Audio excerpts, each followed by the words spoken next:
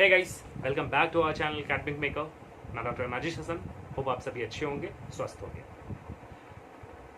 अपने पिछले कुछ वीडियोस में जो हम लोगों ने अलग टॉपिक्स को डिस्कस किया, डील किया, जो टॉपिक्स थे हमारे कॉम्पनसेशन से रिलेटेड, ह्यूमन रिसोर्स से रिलेटेड, मार्केटिंग से रिलेटेड, फाइनेंस से रिलेटेड, इंटरनेशनल बिजनेस से रिलेटेड, इकोनॉमिक्स से रिलेटेड।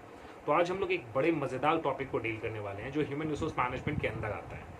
ये टॉपिक कई बार कई सवालों में, कई एग्जाम्स में आता है और आई होप कि आपके एग्जाम्स में भी ये आएगा और ये आपके लिए बहुत ज़्यादा महत्वपूर्ण हो जाता है।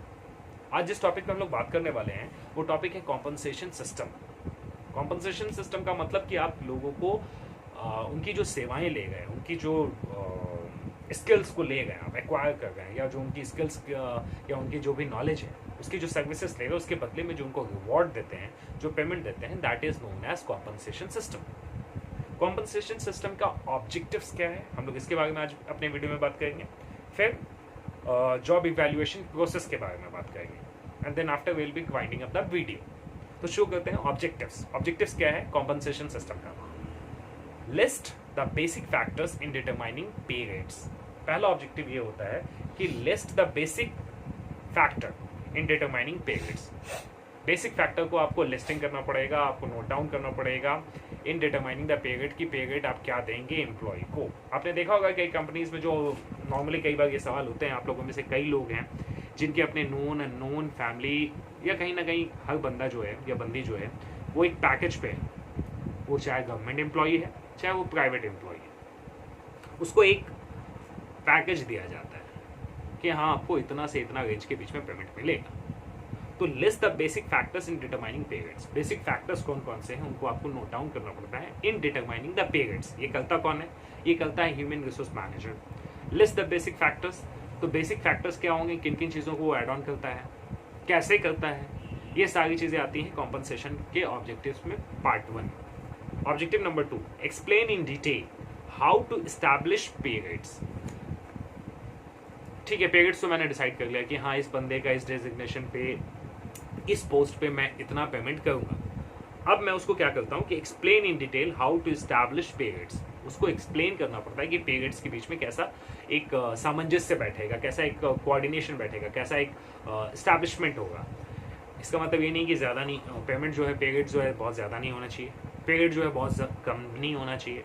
तो ये चीज़ को आपको लिस्टिंग करना पड़ता है। जैसे आप फैक्टर डिटरमाइन करते हैं पे रेट्स के संबंध में, उसी तरीके से आप लिस्ट करते हैं in detail to establish the pay rates. दोनों को जस्टिफाई करने के लिए आप एक लिस्टिंग करते हैं, एक्सप्लेन करते हैं।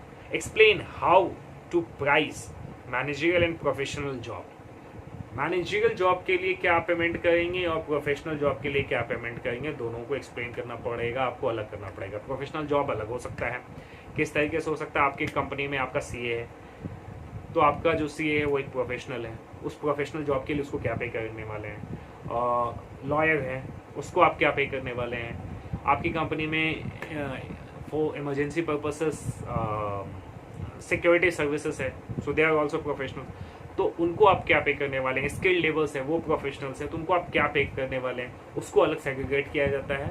और मैनेजरियल जॉब में जो होता है, जो उनको सुपरवाइज करता है, जो कहीं ना कहीं ऑर्गेनाइजेशन के ऑब्जेक्टिव्स को अचीव करने के लिए एफर्ट डालता है या सुपरवाइज करता है, जो अटेम्प्ट करता है टू अचीव द ऑर्गेनाइजेशनल गोल, उसका पे रेट स्केल या पे स्केल अलग होता है। Last, next, discuss competency based पे so other current trends in compensation. Competency आपको डिस्कस करना पड़ेगा कि किसी स्पेसिफिक पर्टिकुलर जॉब के लिए क्या कॉम्पिटेंसीज की जरूरत है, what competencies you required for any specific kind of job, that should be relevant and justified with payment structure. ये चीज़ें होती हैं ऑब्जेक्टिव ऑफ कॉम्पनसेशन सिस्टम। अब जॉब इवैल्यूएशन प्रोसेस क्या है, इसके बारे में हम लोग बात करते हैं। जॉब इवैल्यूएशन प्रोसेस क्या है? तो इसके जॉब इवैल्यूएशन सिंपली समझ लीजिए कि जॉब को इवैल्यूएट करना, उसका आकलन करना, मूल्यांकन करना, that is called job evaluation. So systematically determining the relative worth of the job. Job का वर्थ कितना है उसको सिस्टमेटिकली डिजाइन करना, उसको इवैल्यूएट करना, उसको रैंकिंग देना, उसको एक्यूमुलेट करना, this is known as job evaluation process, जो पार्ट 1 है। सिस्टमेटिकली डिटरमाइन करके relative worth of the job, job का वर्थ कितना है उसको आप डिटरमाइन करते हैं। Second, to create a job structure for the organization. Job structure किसके लिए करते हैं आप? ऑर्गेनाइजेशन के लिए करते हैं। जॉब स्ट्रक्चर क्यों जरूरी है? जॉब स्ट्रक्चर इसलिए जरूरी है कि अगर जॉब स्ट्रक्चर सही तरीके से नहीं होगा या जॉब स्ट्रक्चर अप्रोप्रिएट वे में नहीं होगा तो कहीं ना कहीं ऑर्गेनाइजेशन के ऑर्गेनाइजेशनल गोल्स जो है वो अचीव करने में बहुत ज़्यादा प्रॉब्लम्स होंगे। Next, evaluation of combination. Jobs contain skill required, value of organization, organizational culture and the external market. तो इन सारी चीज़ों को इवैल्यूएट करते हैं किसके कॉम्बिनेशन के साथ? तो जॉब कंटेंट, जॉब में क्या चीज़ों की ज़रूरत है, स्किल, कौन कौन से स्किल्स रिक्वायर्ड है in the employees, in the persons who are associated with us, value to organization, organization के लिए उसके लिए क्या मायने होंगे, ऑर्गेनाइजेशनल कल्चर, क्या कल्चर है ऑर्गेनाइजेशन का, एक्सटर्नल मार्केट से भी इसको कंपेयर किया जाता है। So this is job evaluation process. Job evaluation क्यों किया जाता है? कि उसको कॉम्पनसेशन के साथ एक सामंजस्य बैठाया जा सके, एक जस्टिफाइड किया जा सके। तो आपको समझ में आया कि मैंने बात किया पहले कॉम्पनसेशन सिस्टम के बारे में, कॉम्पनसेशन सिस्टम क्या है, फिर जॉब इवैल्यूएशन के प्रोसेस के बारे में बात किया। क्योंकि जब तक आप जॉब इवैल्यूएशन नहीं करेंगे, आदमी को कितना मेहनताना देना है, कितना पगार देना है, ये डिसाइड आप नहीं कर पाएंगे। ठीक है, सो यहाँ पे एक और चीज़ ध्यान देने वाली बात है, focus on the job, not the person doing the job. काम पे फोकस करिए, जो काम आपका है, ये नहीं कि कौन आदमी आपका काम कर रहा। जैसे कई बार मान के चलिए मेरा कोई रिलेटिव है, मेरा ब्रदर है, मेरा भाई है, मेरी वाइफ का हस्बैंड है, वैसे आई एम नॉट मैरिड, तो वाइफ का हस्बैंड है मेरा, सॉरी ब्रदर है, अंकल है, आपके कोई रिलेटिव है, तो उसके आकलन में आप उसको ज़्यादा पेमेंट नहीं दे सकते हैं। आपको जॉब के वर्थ के हिसाब से उसको पेमेंट देना पड़ेगा। सो this is about the compensation and job evaluation.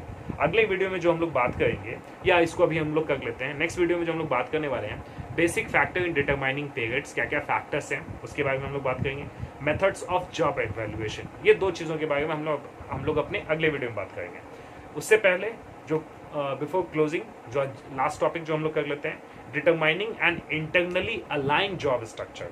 Job structure को अलाइन कैसे किया जाता है, ये डिटरमाइन कैसे किया जाता है? तो पहले इंटरनल अलाइनमेंट होता है, फिर जॉब एनालिसिस होता है, जॉब का एनालिसिस होता है, डिस्क्रिप्शन होता है, जो मैंने अपने पिछले कुछ वीडियोस में बात किया है, जॉब डिस्क्रिप्शन, जॉब एनालिसिस के बारे में डिफरेंसेस बात किया है, जॉब इवैल्यूएशन के बारे में बात किया है, फिर जॉब स्ट्रक्चर के बारे में बात किया है। सो दिस वाज जो internal alignment of job structure जो होता है उसके बारे में हम लोगों ने बात किया। पार्ट इसमें पहला कौन सा है? Internal alignment, number 2 job analysis, number 3 job description, number 4 job evaluation, number 5 job structure. इस तरीके से इंटरनली अलाइन किया जाता है जॉब के स्ट्रक्चर को। So this was all for today. मिलेंगे अपने अगले वीडियो में।